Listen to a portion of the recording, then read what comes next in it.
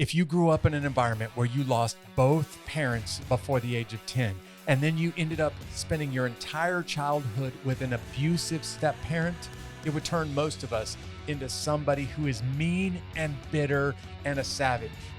But not Marla Bautista.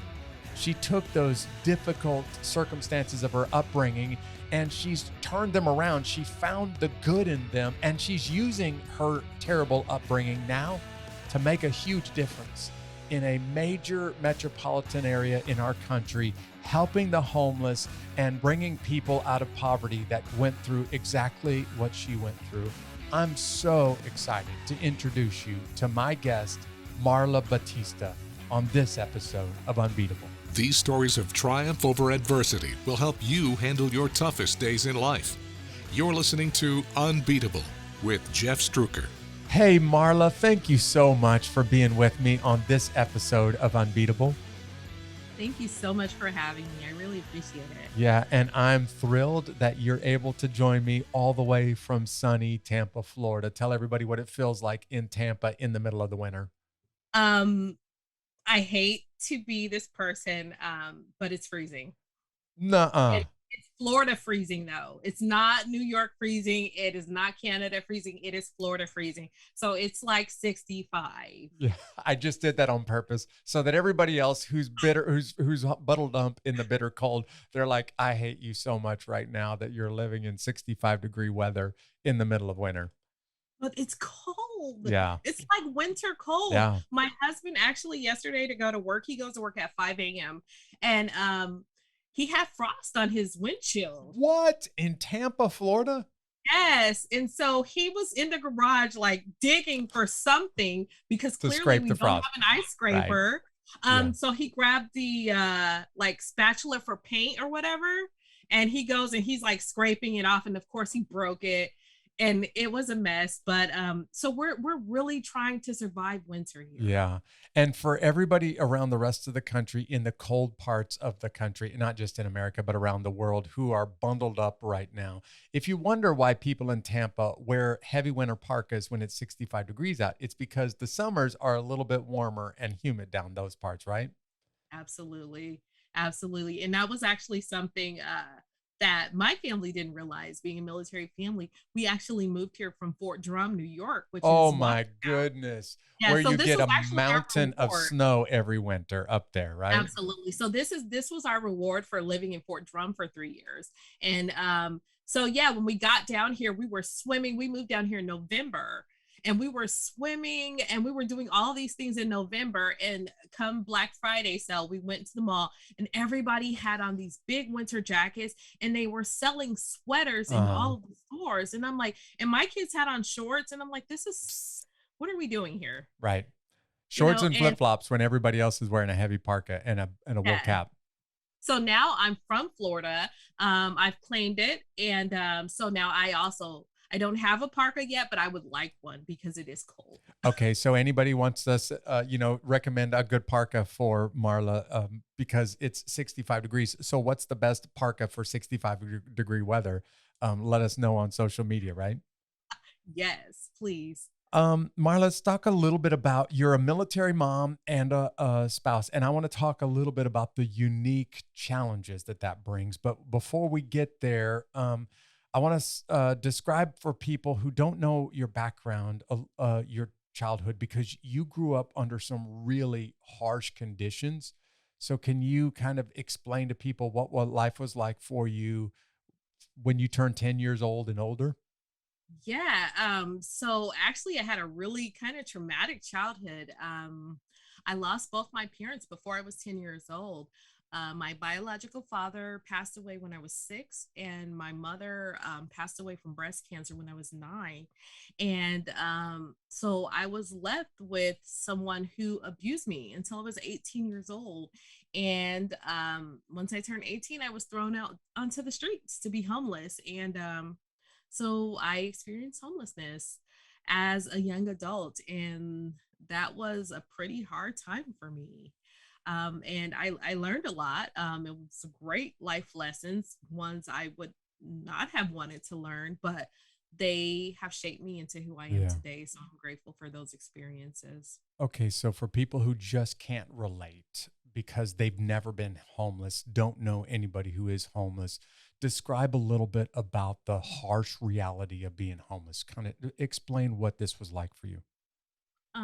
So what we're kind of taught in America about homelessness isn't really what homelessness is.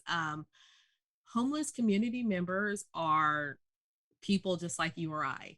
Any one of us can be homeless tomorrow due to life circumstances. And it's not always an individual's fault that they're homeless. For me, I couldn't change my circumstance, my life circumstance as a child. And so I didn't have the skills I needed to be successful because I was abused. And so I was taught kind of wrong things. Hmm. And so by the time I turned 18, I had no idea on how to survive in the world alone. And there are so many of my friends on the streets today, and I call them my friends and my family because that's what they are to me. They're a part of my community, they're a part of your community. And I want them to believe and understand that they are a part of all of our communities. But experiencing homelessness, it was really hard. It was agonizing. Of course, you were ostracized. You were made to feel as if you didn't belong. Right. And that's a really harsh reality for men, for women, and especially for children.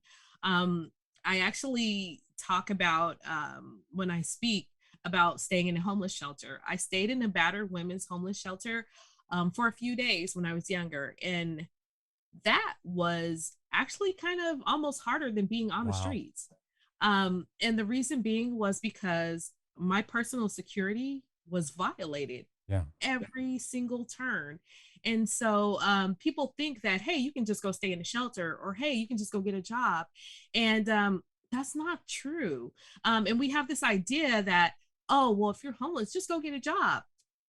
And I bring up this because a lot of people say that, right? Well, you have the same opportunities as me. Go get a job.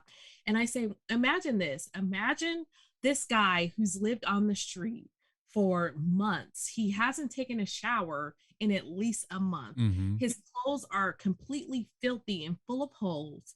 He hasn't taken a shower in over a month. He's hungry. He smells like urine. And he walks into your company to fill out a job application. Let's be Yeah. honest in this matter. Right. Are you going to sit down with him and give him an interview? And then, furthermore, will you hire him? Yeah. Not only that, but Because what does he fill out when it asks for his place of address? right, exactly. And so when people discuss homelessness, they create these expectations for homeless community members that we wouldn't even live by. I tell you right now, if I'm hungry, you probably can't get me to do much of anything. And that's now in my life today, Yeah. right? If I haven't had my Starbucks, we're gonna have a problem. All right. Um, and so imagine if you haven't eaten in days. Imagine I'm telling you, hey, you need to just go in there and get a job. And imagine me putting this expectation on you that you can be just as successful as me in my Uh-huh. situation. If you've ever heard that analogy, we all have the same 24 hours, right? Right. And so many people say that all the time. And it's like, you're right, we do. But my 24 hours looks different than a homeless community member's 24 hours. In my 24 hours, I can eat, I can take a hot shower, I have cars, I have money, I have an address, like you said. I have all of these things that enable me to be successful. Imagine 24 hours as a homeless Yeah. community member. They don't have the same empowering materialistic things or support that I have to be successful. So life is different. And, a lot of times we forget that we have all of this misinformation where we believe that, again, you can be just successful as I, we're all the same, but that's not the truth. That's not honesty. Honesty is looking at their lives and realizing that after COVID, a lot of community members became homeless. Hmm. If you look at Tampa's housing market right now, I mean, if you look at inflation, if you look at all of these things play a factor into all of our everyday lives. They just affect all of our lives differently because you may have what I may not have. And so if you're hurt a little bit by our financial situation or our economy in America, imagine how that's affecting someone who's on the brink of Yeah. homelessness. Yeah. Obviously, you could talk about this for a while because of the Batista Project and the work that you're doing helping people that are homeless. And I want to talk a little bit more about that project in a second. But I'm sitting there listening to you and I'm thinking, a girl who lost both her mother and her father before she reached 10 years old. She was abused for years by a step parent and then homeless and basically cast out onto the streets as a very young woman with no real nobody taking care of you or protecting you. And I can't help but wonder, why did this not make you turn you into somebody who is mean and bitter and a savage? Because most people would just become really hardened by that kind of upbringing, but you're not that kind of woman. So how did you remain sensitive to what's happening to other people? Um, I saw the good in the world, and that was something that was instilled in me at a very young age, was that the world is good. Most of the world is good. There are bad people in the world, but most people are not bad people. And so I have this kind of skewed view, I guess you can say, of the world. Um, and so I think that when they say, "Oh, be careful because you might get kidnapped," or we're so we have this security theater that we've created for things that have never happened, right? Be careful walking down the street because a white van might drive up and kidnap you and hurt you. And Uh-huh. it's like, what about the people in your family? What about the people that you know? I've never been kidnapped, and I honestly can't tell you anyone that I know that has been offered a lollipop and taken away by a strange Yeah. person. Most of the people that I know that have been abused and hurt have been by their own Right. family and Yeah. friends. And so this idea that the world is bad isn't something that was instilled in me. It was, the world is good. There are good people. Most people are good, and keep your faith. And so that's something that kind of kept me going, was my faith in God. My higher power is God. And that was something that I've always held on to throughout any trials or tribulations that I experienced. Yeah. I just had a chance to listen to the TEDx talk that you did just a few weeks ago, by the way. Great job. What Yeah. I was really, really impressed with is how you helped people that had no connection with the kind of upbringing and the challenges that you experienced, how you helped a crowd that couldn't maybe understand homelessness, the way that you helped them understand what it might feel like to sleep on the streets and to eat on the streets and to not know when your next bath or your next meal is coming from. Tell us a little bit about that TEDx talk that people can go out there and find right now if they look at Marla Bautista and TEDx. But talk about that talk that you gave not long ago. Yeah. So I wanted people who don't have experience with homelessness to kind of understand. I wanted to educate them on the truth of the matter. Again, because we talk a lot about homelessness, but we don't talk authentically about homelessness in our country. And so I wanted people to experience that. So, honestly, everyone had on their nice digs, and, Yeah. they were all looking beautiful. Uh-huh. And, I said, everybody stand up, and everybody stood up, and they were super excited. This is the beginning of my speech. And I said, you know what? Sit on the floor. And all you hear was They were like, grumble nah, I ain't doing across. that. And so honestly, there were two people that literally crossed their legs and got on the Wow. floor. And I was like, thank you to those two people who support me. Uh-huh. But the point of that was that we were in this big room. There were no walls, there were no bathrooms. What you had in that room was what you had. And so I wanted people sitting in that room to know that this place would be your home. This would be your bed. This would be your bathroom. This would be your kitchen, your living room, your dining room. This would be all you had. The contents of your purse would be everything that belonged to you. You wouldn't have any Yeah. personal security. Yeah. These people that you don't even know who are beside you, these are your family and your Mm-hmm. friends now. These are your confidants. And, that's what makes it real, is seeing those people. I have no idea who's sitting next to me, but you will live with them now. Right. and you don't have a choice. And you hope that they respect you as a human, not to violate you. But that's not always the case. Yeah, I just wanted to say to you, you did a great job. Like the way that you brought that home to those women in that room, that was incredible. Way to go. Thank you. Now, you know this. We all, the folks that are listening to this episode know a home is more than just a house with a roof over your head. But when you're homeless, you don't even have that. What really makes a home is the family, and the family that you have in the house with you. You have a pretty amazing husband and some children. So let's talk about your family. Tell us about your husband and his service in to the country. Yes, my husband is obviously a community, and he's a community servant and a servant of our country. He is an active duty Army soldier. He is currently stationed at MacDill Air Force Base here in Tampa, Florida. He's been in the Army for about 18 years, and clearly he loves his job and his country. Either that or he just can't make decisions on what to do with his life. It spends 18 years trying to figure out what happens next. Clearly. Yeah. So at this point, he's close to retirement. So that'll make the decision for him. But he honestly loves service. And our family has lived all over the world. I'm a mother of three. I have an 11-year-old, a 9-year-old, and a 6-year-old, 2 boys and a girl. And they are fun. And I need a synonym for rambunctious. I don't know what that would be, but so that they bounce off the walls is what you're saying. Basically, all day, every day. Yeah. So our life is super exciting.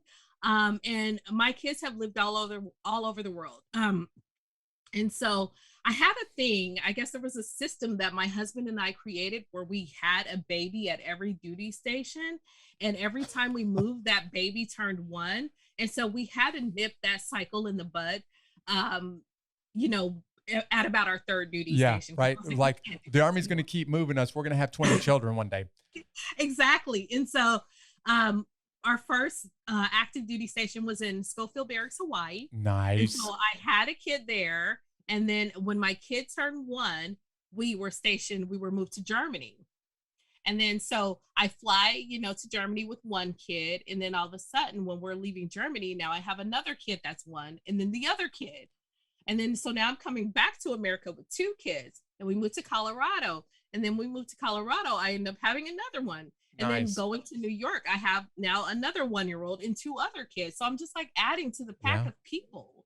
And so, so now I have 3. So we stopped that cycle in New York. Thank you. That was a big part of my life.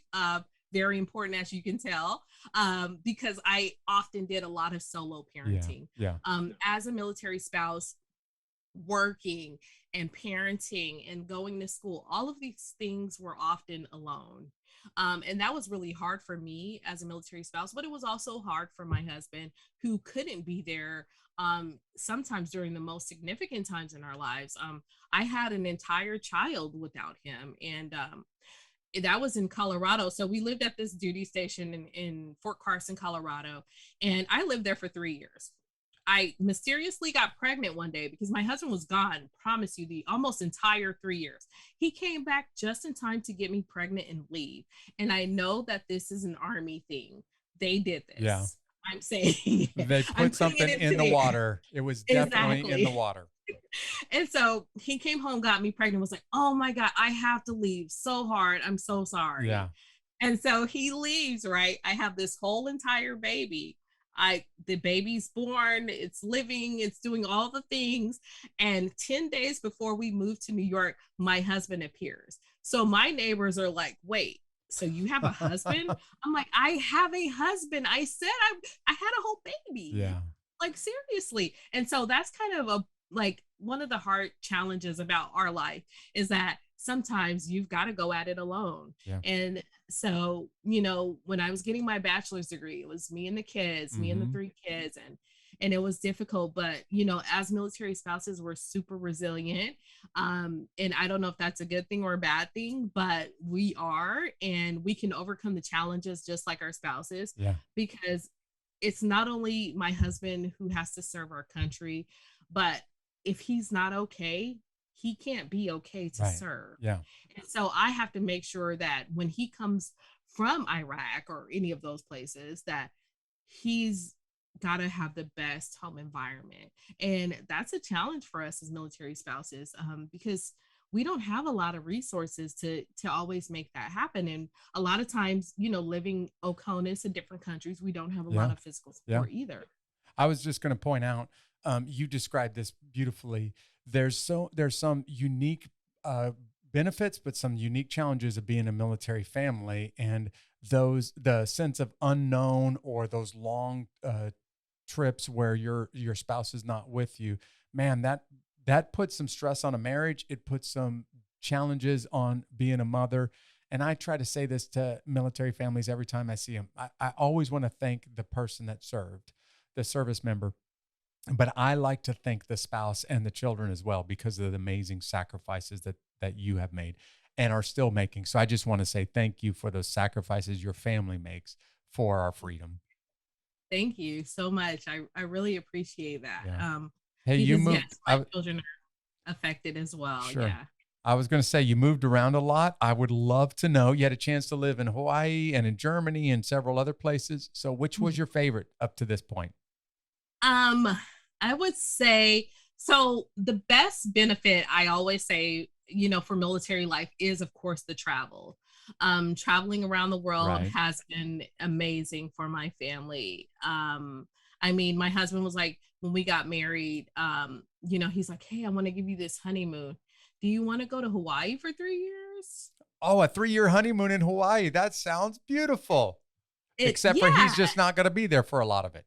Exactly. He literally went to Iraq Yeah. during our Yep. honeymoon. I knew exactly where this was going. Yeah. Yeah. So honestly, I think living in Germany was one of our greatest experiences because we did have the opportunity to travel, and being this American family. I always have to point out how American we were in Yeah, Germany I because we bet. had the big GMC Yukon truck.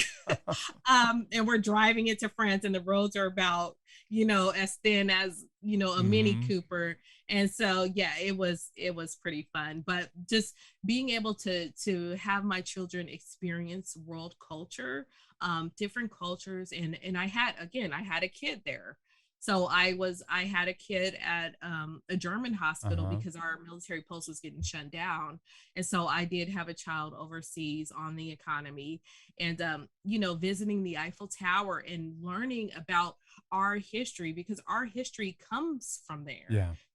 And so learning about that and being able to share that with my children was just an amazing Yeah, I experience. was just thinking for lots of parents, that's kind of an opportunity of a lifetime to be able to experience a culture on and still get paid for it while you're overseas. Well, there's some benefits, but there's also some challenges. You've Absolutely. taken your experiences as a military spouse, a military family, and you started writing about them. So let's talk about writing. Um, when did you start writing? Why did you start to put into print what was going on in your life, and your thoughts about it? So my life dream was to be a writer. I've always wanted to be a writer.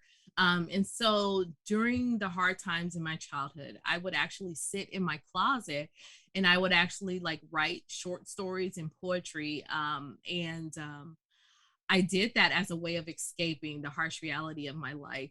And I would read in there too. I was an avid reader. I was a connoisseur of Babysitters Club books. All I read the right. entire series, and I received a book. Someone donated a lot of books to our organization, and the Babysitters Club books were in there recently. And I was like, And you were like, ah, jackpot. yes. And so, of course, my daughter's 9. So I'm like, you don't know anything about this. I'm Uh-huh. going to teach you all about Babysitters Club. And she's like, they're all into YouTube and all the things. And, but then Netflix came out with the Babysitters Club show. And so it kind of solidified my rant to my child, I Yeah. guess. Made Because mom cool to her obviously, for a little bit. exactly. Because I was like, obviously, if it's cool enough for them to make a Netflix show, then it must have been pretty cool. Yeah. And so I loved reading. I loved to write. And I actually wrote my first book as a child. And I'm actually going to show you All right. because it's never been published. And so when I show you, I can't publish it. I'm trying to figure it out. Here it is. Oh, it's on the old school floppy disk. Hey, for those of you who are driving in your car and listening right now, she's got a print copy and an old school floppy disk of her first book. Yes. Yeah, I love it. So I have this, and if you look, this is from the amazing clip art from Word, from Microsoft Word back in the day, because this is how we used to, do our graphics. Right. And so I have it all on print and on this floppy. And so I do have an external hard drive. I found one for the floppy. The problem now is that the floppy, I can't format it. Yeah. Maybe you can. If there is an IT, yeah. Some smart person out there needs to be able to tell her on social media, go to Marla's social media page and tell her how to get that stuff off of the old school floppy disk and onto a hard drive. Yes. This is literally my book, and I still have it because I don't know what else to do. Like, what can I do? Yeah. Save me. Seriously, somebody go to her social media page and give her some advice today. Hey, so how did you get started? Like the process of writing the book, I get, but how did you actually get the first book into print? And by the way, your first book was Brave Women. Is that right? No, actually, my first book was My Thoughts Abandoned. And that is actually a poetry compilation that I actually self-published.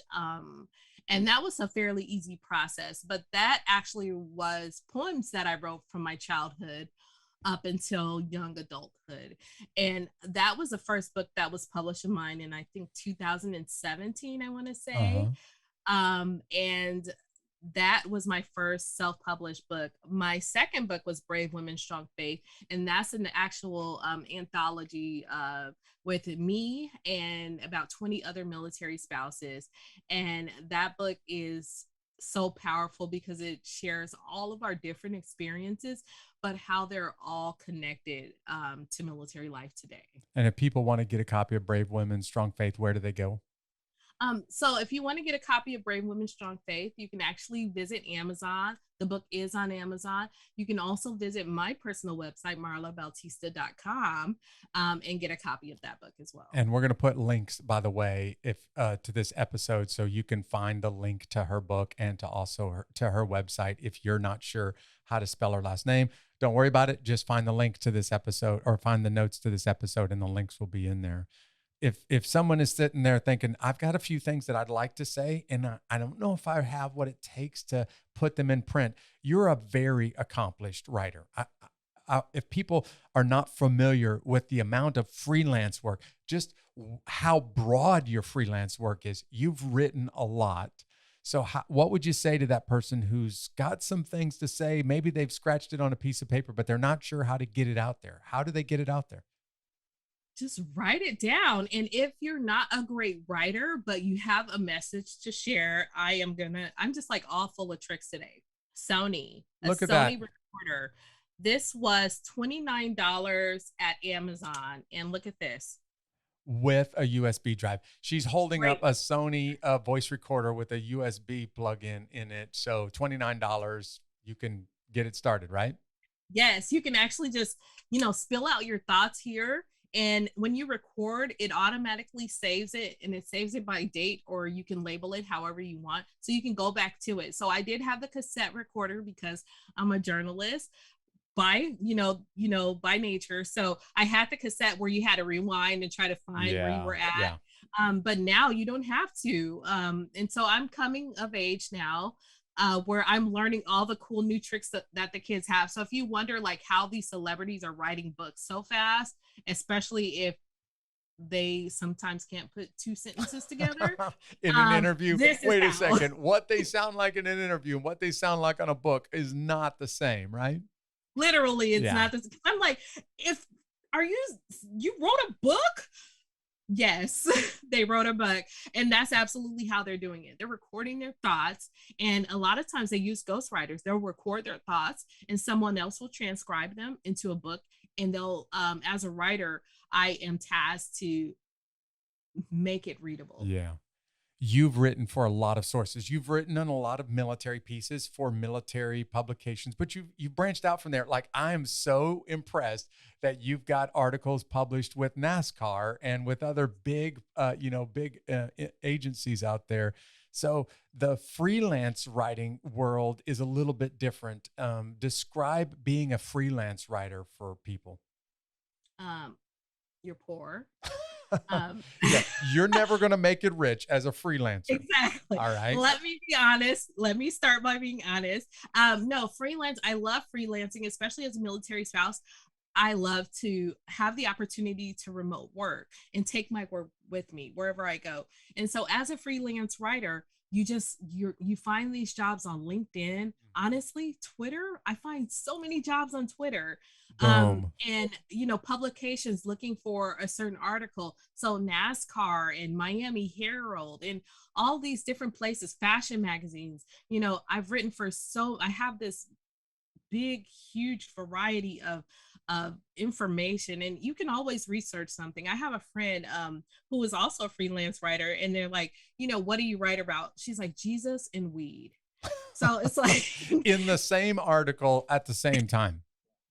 Literally. No, but so that's the life of a freelance writer. You're able to transcend through subjects, through topics, through cultures. And so the internet today is an open book, right? We can learn about anything we want. And I was like, imagine being a writer back in the day. So when I first started my writing gigs, I'm going to say as a kid doing research, my grandmother had the most beautiful set of Britannica encyclopedia. I remember those. Yeah. And so if you imagine today, how much research I did, how many articles, how many presentations, how many book reviews, how many book reports I've written, right? Using that information.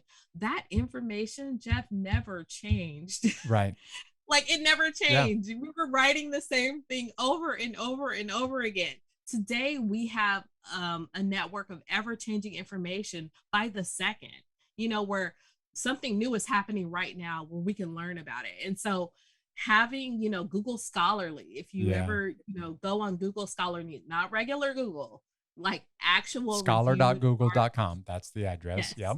Yes. Go to reviewed pieces, go to, science-based research and research that has been reviewed, has been solidified, I guess, by our educators in the world. And you can do anything, you can learn anything, and you can create anything. My 9-year-old daughter started teaching herself Japanese. What? In her room by herself, literally, for whatever reason. Honestly, at this point, I feel like she's running away to Japan. She's smart like her mama. That's why. She is. I literally came in her room one day and she had this big piece of cardboard with all these Japanese lettering on it. Well, she translated their font and into English letters, and then she taught herself the meaning of these words. And I'm almost 40 years old, and I'm like, I can't do that. Wow. She literally is teaching herself Japanese in her room.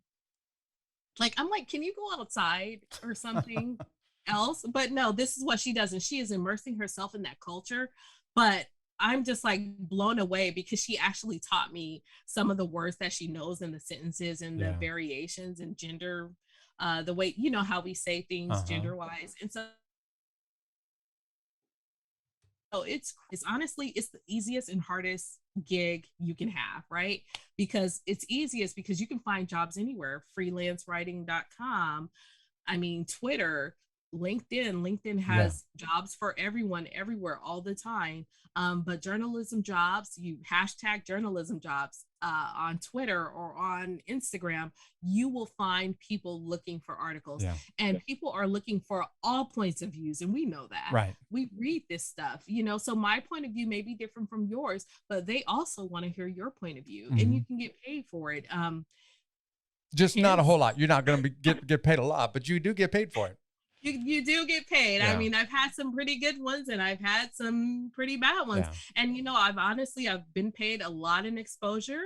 And I actually tried to pay my light bill with my exposure and they didn't accept it. So that was super weird. I was like, got paid in exposure. They're like, yeah, we don't take that. Thank you. One of the things that you write pretty regularly and consistently is your blog, HoodSense. Describe your blog just a little bit for people who haven't connected with you before. So my blog, HoodSense, is a blog about financial readiness for regular people, for people who are living day to day, paycheck to paycheck, making ends meet. That is what HoodSense is. Because a lot of times within my community, in my culture, in my circumstance that I had, being homeless and starting from nothing, I wasn't giving information. I wasn't given information that would actually help me thrive. I was given the Dave Ramsey of the financial literacy information, was like, you need $1,000 emergency fund. And I'm like, I don't have $1,000. Right. Like, and I won't for the next year. So, you know, I wanted to create a place where people who were living day to day, you know, who were living on a low income or moderate income, to be able to make strides to get to a better place financially in their lives. Well, thanks for describing that. I have a little segment. We talked about this just before we started today. I have this segment that I call my high five. And what I'd like to do with you for just a second, Marla, is kind of go back and forth about finances and about the mistakes that people make. And sometimes they don't even know they're making mistakes. But what I'd like to do is describe like the top 5 nonsense, not hood sense, but nonsense mistakes that people make with money. And maybe they don't even know that they're doing it. So are you ready? Can we go back and forth with this for a minute? Absolutely. All right. So in my top 5, these are mistakes. Like, just if you're doing these things, stop doing these things because they're never going to make things better for you. Number 5 on my list is when you go take that vacation that you know you can't afford just so that you can have some pictures to put on Instagram, right? Absolutely. What would you say are one of those mistakes that people make with their money? Starbucks. Oh, and here's a Starbucks fan saying, hey, that Starbucks coffee doesn't need to cost you $7. Maybe you can make it a little bit cheaper at home, right? Can make it cheaper at home, yes.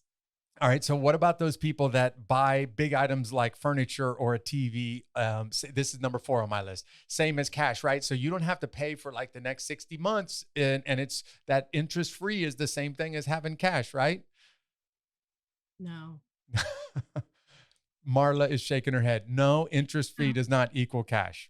No, stay away from Rent-A-Center. Please do not put things, if you can't afford it today, you need to save your money and wait for it. Yeah. Instant gratification is, you're going to pay for that. Literally. Right. You're literally going to pay for that mistake, Yeah, right? absolutely. All right. So here's the next one on my list, and think about it. You can think about another one to add to this list. What about those people that are literally paying a credit card payment using another credit card? Like it can't get any worse. I mean, you can't dig your hole any deeper than when you're making credit card payments and you can't afford to pay the credit card off. So you use another credit card to pay a credit card payment. Shred it. Right. You need to shred it and start paying. You're in a bad place. Definitely in a bad place. Is there something else that comes to your mind right now about some of the nonsense mistakes people make with money? Swipe and not record. Uh-huh. You need to know what you're spending your money on. That's right. So you go and add up. Yeah. So you go and just swipe your debit card or your credit card again and again and again and have no idea until the statement shows up. Wait a second. Where did all that come from? Mm-hmm. Number 2 on my list is the people that buy way too much house and they end up being house rich and cash poor. Like, you can't even afford food in the cabinets, but you got an amazing house. You just can't afford anything else. That's all you got. You can't even put cheap curtains over the windows because you're so broke. You bought too much house. So I'm going to piggyback off of that and say purses. And I'm cringing on the inside when I say that because I love purses too. Got a little experience there? Yeah, I have experience. And so, you know, I was in a class one time, a financial class, and the teacher was saying, you know, you got this super cute purse, but there's nothing in it, right? It's empty. It's empty. And I was like, I am offended. Because that was me. Yeah. I wanted that Louis Vuitton. I wanted that, Michael Kors, and I don't have a Tory Burch or, a Birkin, because that's just way out of my league. But when you're getting those things, what else could you do? Yeah. Could you invest that and have enough for two purses? You know? Yeah. I noticed that you said you were offended, but you didn't argue that your purse you have a very nice purse, but it was empty. I picked up on that, by the way. I mean, Jeff, there was lipstick in it. So Uh-huh. that's important. Okay, so here's number one on my list, and I hope that you'll have a moment to talk about this. People that make nonsense decisions with money, number one, is because they just don't have a plan for their money, and then their money ends up going wherever it ends up going because they don't have a plan. So what would you say to the people that just don't have a plan, and it comes in and it goes out, and they don't really even know where it's going because they don't have a plan? Yeah, take a moment and either speak to a financial advisor, or there are plenty of free templates online where you can literally analyze your own income and your debt. When you do that, you can realize how much money you either have or don't have left over after you've been paid and you pay your bills. And so my husband and I did this prior to having kids because we were just always poor and didn't even understand why. We were in our 20s, so that was probably a part of it. Yeah, and brand new babies are expensive. Yeah. And so, well, this was pre-baby. So we were just like, we were partying, let me All be right. honest, and so we went to a financial advisor through the Army. The Army Emergency Relief Program provides Uh-huh. like financial readiness classes and stuff.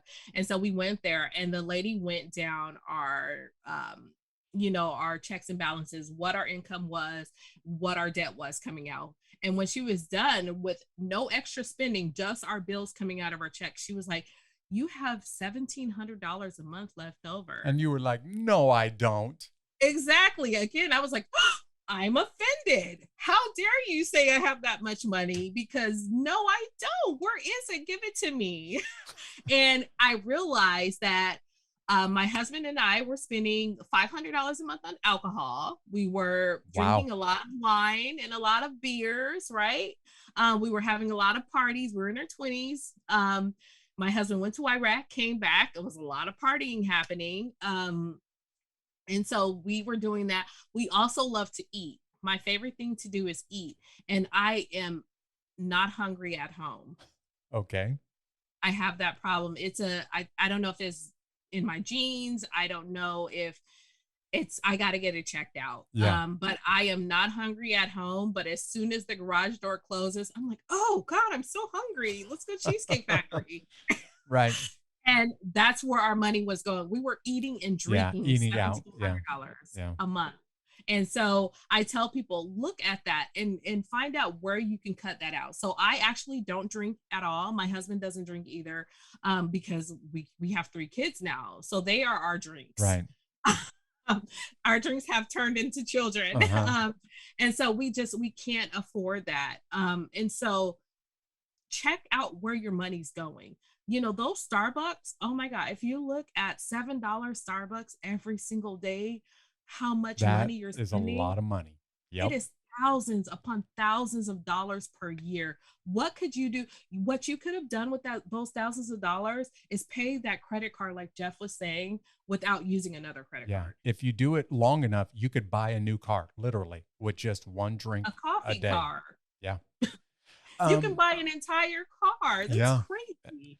So you don't just help people get their finances under control with the HoodSense blog, but you mentioned it already. Let's talk about the Batista Project and how you're really you helped create a nonprofit that helps people just have the basic necessities of life who are struggling.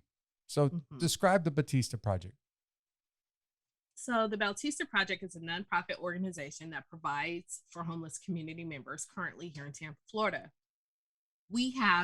What we do is we create individualized plans for homeless community members, because not everyone's the same.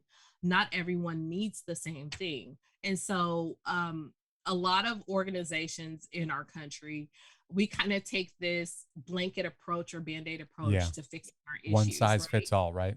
Exactly. And it doesn't. So in our human services systems and in our criminal justice systems, we go and we take these people and we take these 100 people, and we put these 100 people all in the same classes, we give them all the same resources, and Yeah. then 10 of them are successful. But the other 90, you wasted your resources on.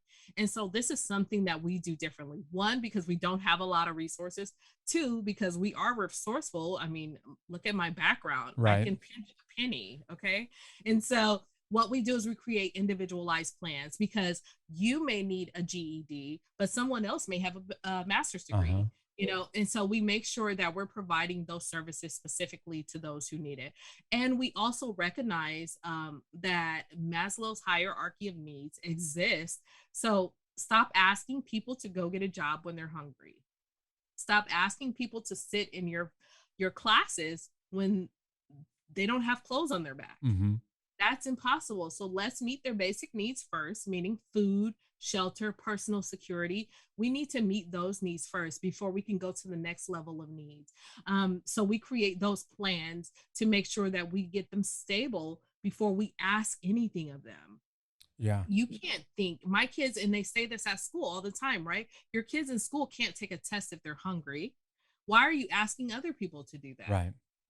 So we create those plans. So we have a lot of different programs within our organization that prevent and eliminate homelessness for homeless community members. So we do also work with young kids who are also in foster Yeah. care to prevent their homelessness, because that's important. They need to have the skills to be successful. So when they're kicked out onto the streets, they can survive. And of course, that's from my personal experience. I want to make sure that they have the tools that I did not have. And so that's what we do. And our biggest goal is to make individuals feel like they belong Yeah. within our community, because they do. They're a part of our community, whether you like it or not. If you have a homeless community member living in your community, we're accounting for them in our community, which means that we're paying taxes for that individual. We're using resources for that individual within our community. So why not? Let's take the cheaper route and help them Right. versus the more expensive route, and by imprisoning Yeah. them or keeping them homeless. That actually costs us more money. That costs you more money keeping those individuals on the streets.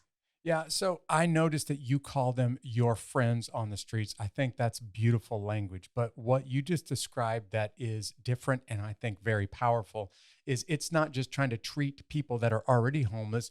You're also trying to prevent homelessness. And if somebody wants to get involved or they want to support the Batista Project, where do they go? How do they find out more? Yeah, so you can always visit our website, thebautistaprojectinc.org, to find out how you can either volunteer. We accept virtual volunteers from all over the world, Right. because that's important. As a military spouse, you need to have opportunities, and I always didn't have opportunities because of where I lived. And so we want to make sure we provide opportunities for all of our communities. So we have virtual volunteer opportunities. You can always donate money to our organization. You can donate to a specific cause if you want to donate to a specific program. And we have an Amazon wish list. So if you like to provide items for homeless community members directly, you can always go to our Amazon wish list. That's also on our website. And so you can definitely directly help. And I want to show you one thing really fast. All right. And so I also, if you want to support our youth program, it's called the Belonging Blanket Program.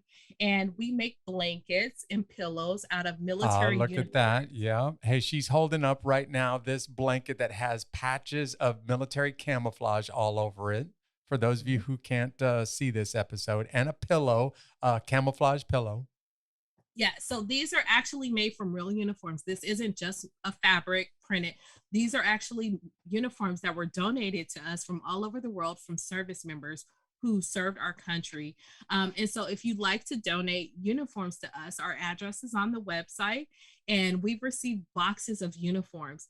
If you do donate uniforms to us, please share your story of service, because those stories we tell to the children who receive these blankets and pillows. Yeah. These blankets and pillows are not sold. They're only given to children in foster care because we want them to have something that belongs to them, something that no one else can take away from them. And when they move from home to home, they will know that they have a piece of courage and bravery that a service member who wore this uniform wanted them Right. specifically Yeah. to have. And so that's what we do. We try to kind of combat all elements of homelessness because it's important. It's not just important to help people who are homeless, it's important to help prevent individuals' homelessness. And after COVID, kind of, guys, we've all experienced, hardships during this pandemic. And so let's help those people who, like I said, were already on the brink of homelessness. Yeah. And if you want to get involved, if you want to donate, or if you want to send some uniforms or even just support the Batista Project, we'll put that link in the notes to this episode as well. Marla, you're amazing. I said it before, a lot of people who went through the childhood that you went through would turn into a very bitter, very mean, very difficult person, but you didn't. And I want you to end this episode by just talking to people who are going through something hard right now. Maybe not exactly what you went through, living with your step parent, but something really difficult. What's one piece of advice that you would give them if they're facing some real struggles today? That's hard. I want people to know that there is another side to what you're going through. There is another side. You will come out on the other end of this. And a lot of times when we're in the middle of our mess, when we're in the middle of our trauma, we don't see the good. We don't see the other side of the tunnel, the light at the end of the tunnel. But there is a light. If you get closer, as you get closer, you'll start to see that light. And if there's something that you're going through that you can change it. Yeah. Change Great it. It's advice. not going to be easy. It's absolutely not going to be easy. We like this instant gratification, this instant feel better, but it's not going to be easy. I went through years and years of hell to get to where I am today. And it was not easy, but I kept going. Yeah. And that's what I want you to do. I want you to keep going because there is another side of this. I love your story that describes a woman who just keeps going in the face of adversity. That's the whole reason this podcast exists. And Marla, I just want to personally say thank you for taking the time to be with me on this episode. You're amazing. You're amazing. Thank you so much for having me. I really appreciate you allowing me to share my story with the world. Yeah. And by the way, tell your husband for me and your children, thanks for the service and the sacrifice that they're making, would you? Thank you. I will. We'll see you around. Thank you. You just heard from Marla. If you're going through some struggles, if it's difficult for you right now, please keep in mind it won't stay like this forever. So find the strength to just get up and face those challenges today, believing that there's a day coming where things will start to get better. She's amazing, isn't she? Hey, if you found our podcast for the first time, I just want to say thank you for joining us on this episode of Unbeatable. And I'd love for you to follow us on social media. You know, you can find us just about everywhere. Just search for @Unbeatable Podcast. And if you really liked what you heard today, why don't you go out there and rate us on all of the prominent podcast platforms and let everybody else know how awesome this episode was. And if you're going through some hardships and you need a little bit of encouragement along the way, I got a free gift, totally free. It's absolutely available to you and it won't cost you anything. It's the Unbeatable Army Survival Guide. And all you got to do to get it is just go to unbeatablearmy.com. Thanks for joining me for this episode. I hope you have a great week and I'll see you right back here next time.